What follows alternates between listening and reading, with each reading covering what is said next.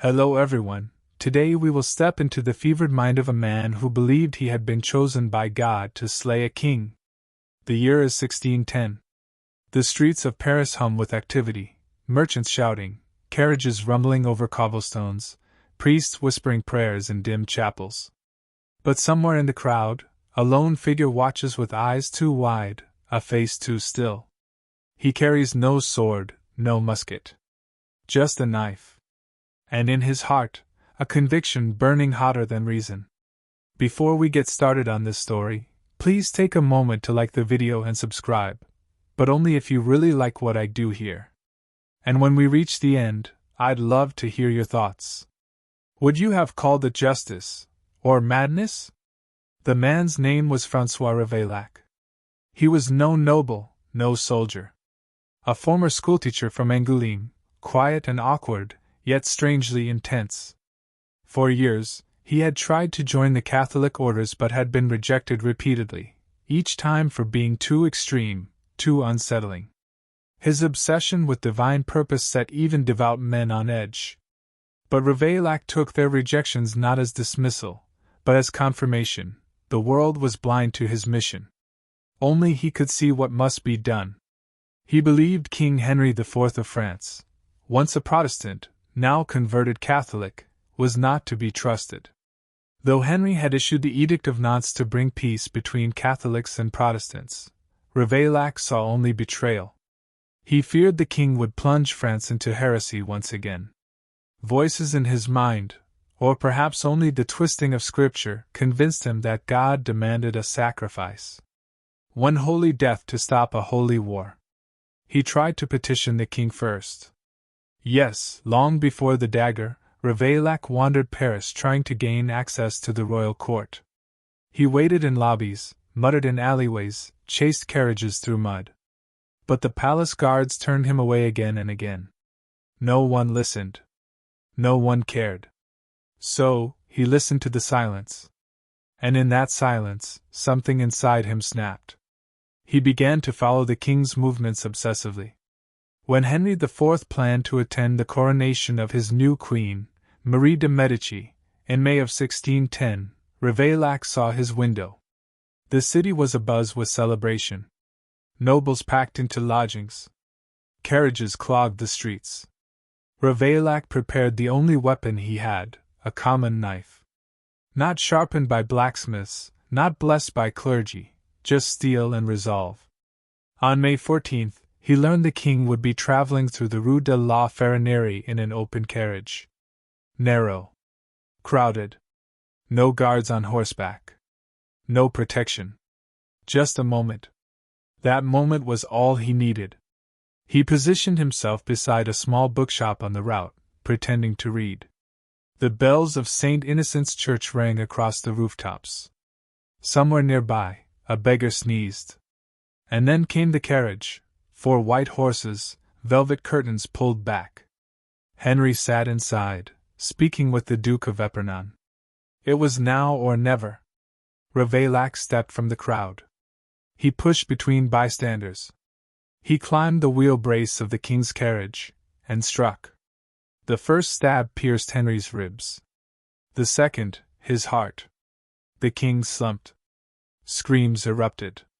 The driver panicked. The duke shouted and grabbed the assassin's arm, but the dagger was already red.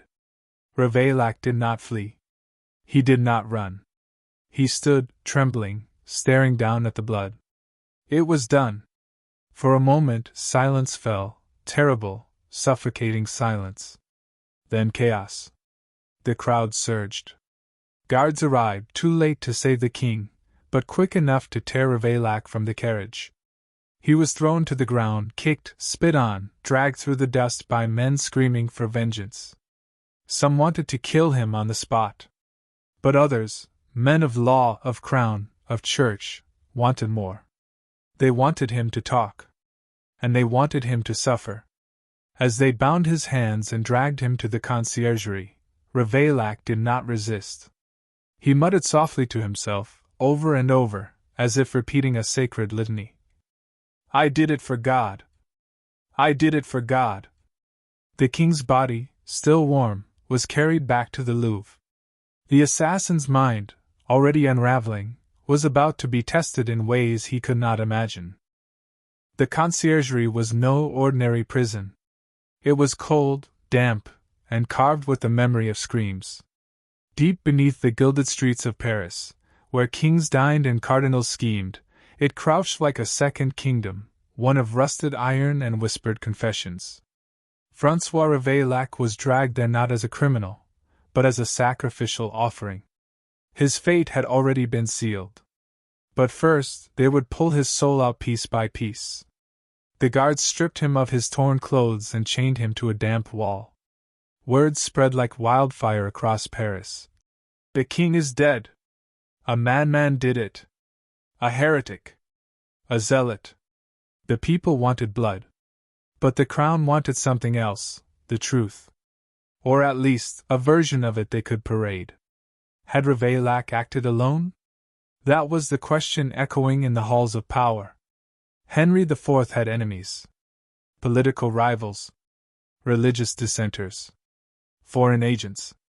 No one believed that a lone former schoolteacher with no powerful allies could so easily plunge a blade into the chest of the most guarded man in France. But Ravaillac insisted again and again. No one helped him. No one told him to do it. He had acted on divine command. They did not believe him. So they began the questioning.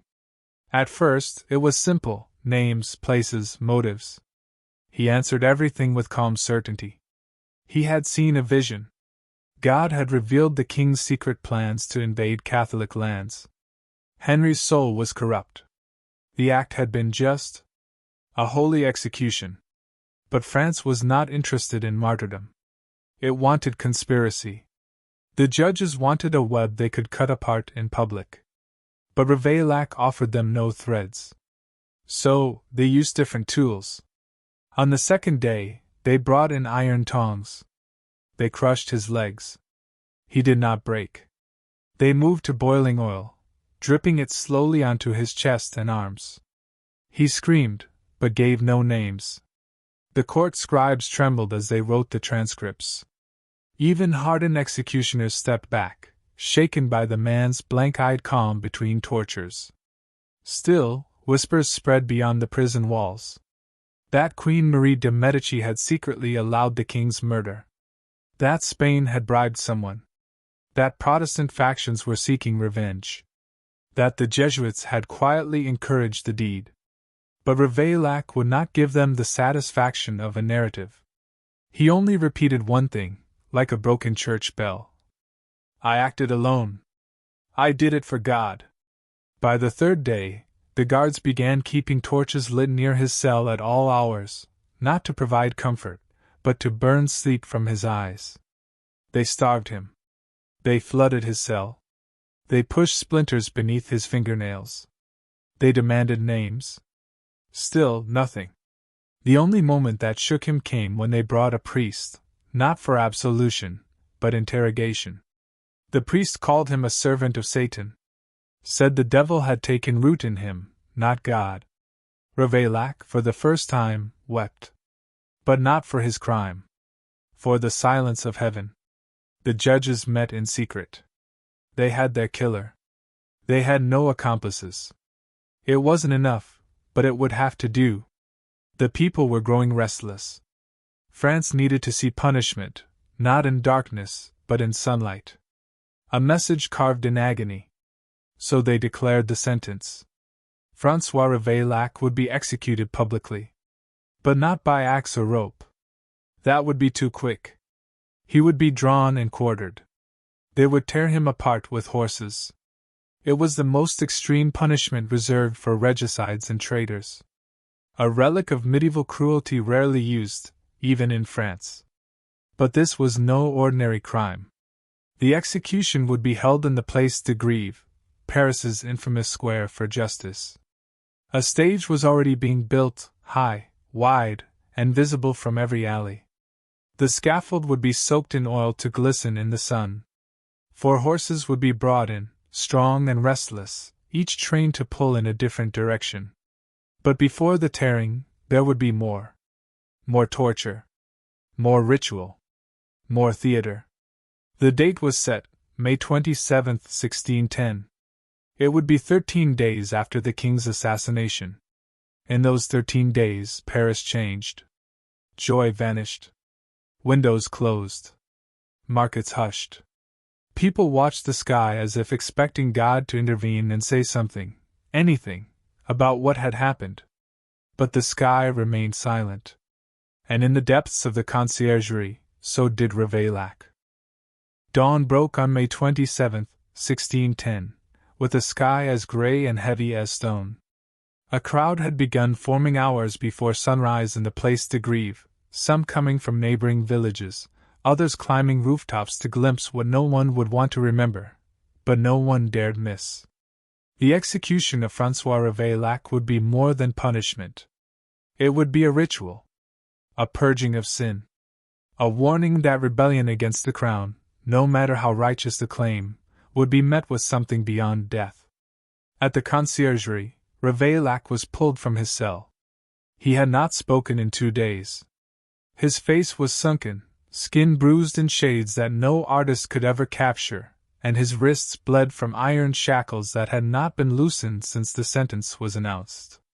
His eyes were hollow, yet disturbingly calm, as if he had already left this world in some invisible way. They shaved his head. They stripped him to the waist.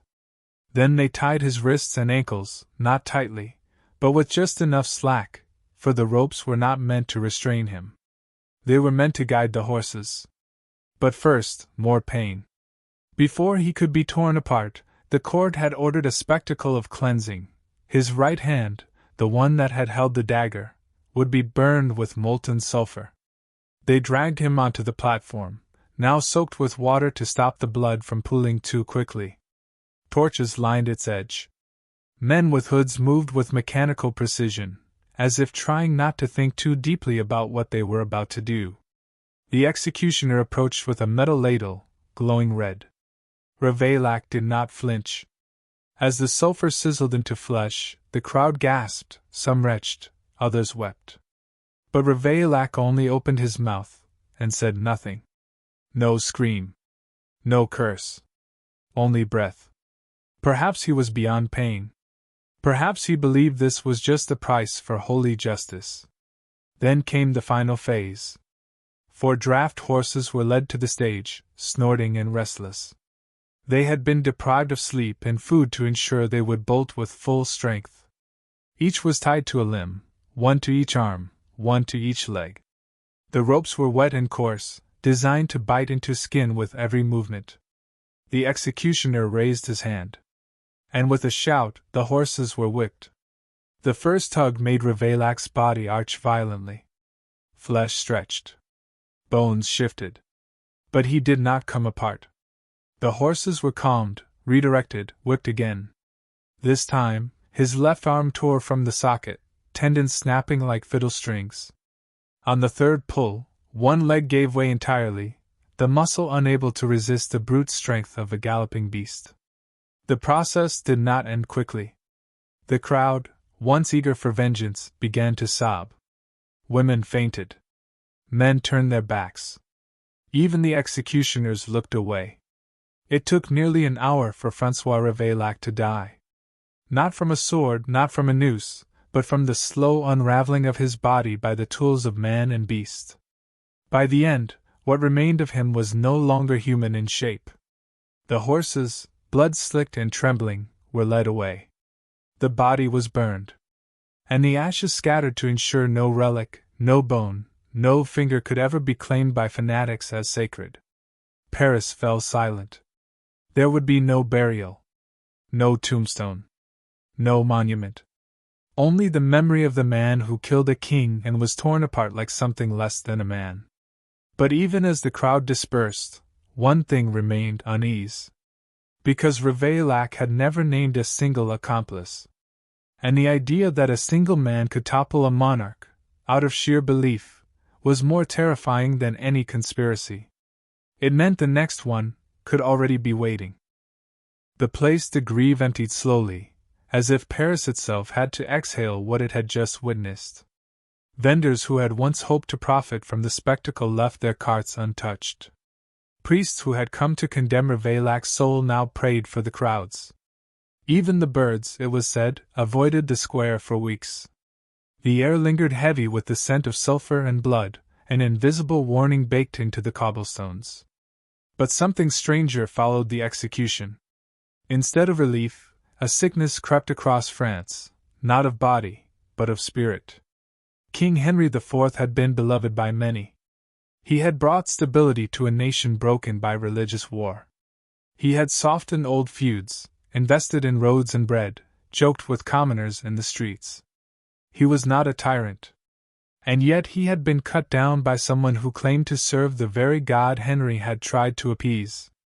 Ravaillac's death hadn't closed the wound, it widened it. Rumors refused to die. People whispered that Ravaillac had looked serene before the horses pulled him apart.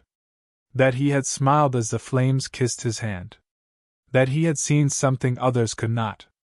Perhaps a vision. Perhaps approval. Perhaps madness made divine. And the conspiracy theories exploded. Some said Queen Marie de Medici had silently supported the killing, desperate to ensure her son, Louis XIII, would inherit the throne without challenge. Others swore Ravaillac was no lone wolf, but a puppet. A tool wielded by foreign powers. Spain was named. The Jesuits were named. Protestant rebels. Even the Pope. Everyone had a reason to want Henry dead. But there was no evidence. No paper trail. No confession. Only a knife, a corpse, and a man who had insisted he was alone. In the absence of truth, fear grew. Paranoia gripped the court. Advisors were dismissed. Royal guards were doubled. Letters were burned. A chill ran through the nobility, and even commoners began watching their neighbors more closely. In private, theologians debated Ravaillac's spiritual state. Was he possessed? Was he a heretic, or a misguided saint? Some argued that his calm under torture was proof of demonic endurance. Others wondered whether his steadfast silence pointed to a martyrdom no one dared recognize. The Parliament of Paris issued new edicts, tighter surveillance of religious radicals, harsher penalties for sedition, broader powers for the crown's inquisitors. And yet the question persisted. How could one man do this? The haunting thing wasn't the cruelty of Ravaillac's execution, it was the implication of his crime. That power, no matter how vast, was vulnerable to belief.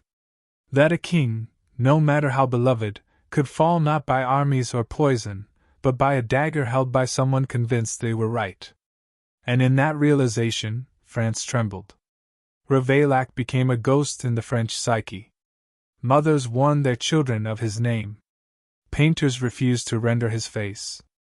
Playwrights wrote tragedies where he was barely a shadow, too monstrous to draw, too human to ignore. But in taverns and alleys, his story twisted. Some whispered that he had been chosen by God. Others claimed he had spoken to angels in his final moments. And a few, just a few, started to wonder aloud if his death had been unjust. The court worked swiftly to crush such murmurs. To even suggest sympathy for the regicide was treason. But the seed had been planted. Not for rebellion, not yet, but for doubt. And doubt was far more dangerous. For if one righteous man could kill a king, what else might be possible? In his final silence, Ravaillac had left behind something far more enduring than words: unease. It crept into church pews and palace halls. It curled around royal decrees.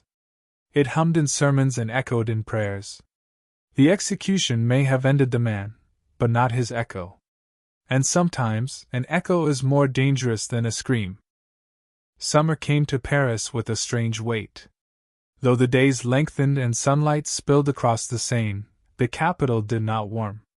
The execution of François Ravaillac had torn through the city like a phantom wind, unseen but deeply felt. His name was never spoken in the royal court again. But it lingered elsewhere, in creaking floorboards, in lowered voices, in the uneasy glances of guards posted at every chapel and alley mouth. King Henry IV was dead. His son, Louis XIII, was crowned at just 8 years old. A boy king, shielded by advisors and watched by a mother who now held the reins of power. Queen Marie de' Medici had stepped forward with calm regality, but even her most loyal supporters noticed the tremble beneath her smile. She walked with grace, yet kept her distance from open crowds. She blessed the nation, but often did so behind iron gates. Because if one lone fanatic could bring down a king in daylight, what shield could truly protect a queen? And what of Ravaillac's legacy? The Place de Grève was scrubbed, cleansed, and ritually sanctified in the weeks following the execution. A priest blessed each stone with holy water. The execution platform was burned. Even the ropes that bound the horses were cast into the Seine. But still, people swore the square carried a strange chill at dusk. Some claimed they saw figures kneeling where Ravaillac had died, praying, not cursing. Others thought they saw hoofprints where none should be. The church tried to fill the void. Clergy delivered fire and brimstone sermons about the dangers of heresy. They condemned private visions and divine whispers that led men to delusion. Ravaillac was denounced from every pulpit as a devil's pawn. But behind closed doors, the story was far murkier. He had not begged. He had not confessed. And perhaps most disturbing of all, he had not broken. The executioners, grizzled veterans of blood and judgment, spoke little of what they had done. One of them quit his post a week later and vanished into the countryside. Another reportedly wept during Mass and refused to ever enter Paris again. The method of Ravaillac's death became infamous across Europe. Whispers crossed borders faster than armies. In England, pamphlets painted the French as savage. In Spain, nobles wondered what sin had drawn such judgment down upon France. In Rome, the Vatican remained silent, but more than one bishop quietly requested protection from personal guards. Ravaillac, in death, had achieved what he never could in life. He had become a symbol. A warning, yes, but also a question. If a man could kill for his beliefs, and die without renouncing them, did that make him a monster? Or something else entirely? The monarchy responded by tightening its grip. Laws grew stricter. Speech became cautious. Royal processions doubled their security, and the streets were watched by spies who listened for anything that smelled of dissent. France would not allow another Ravaillac. Not again. But history, of course, is never kind to certainty. Years later, in quiet corners of libraries and back rooms of taverns, documents would emerge, unconfirmed, often redacted, that hinted Ravaillac had written more than was released. That letters were burned. That officials had received bribes to alter testimony. That perhaps, just perhaps, his tale was not so simple. And though no monument was ever raised to him, no poem openly written in his name, the legend endured. Because what terrified France most was not just the crime. It was the clarity with which it was done.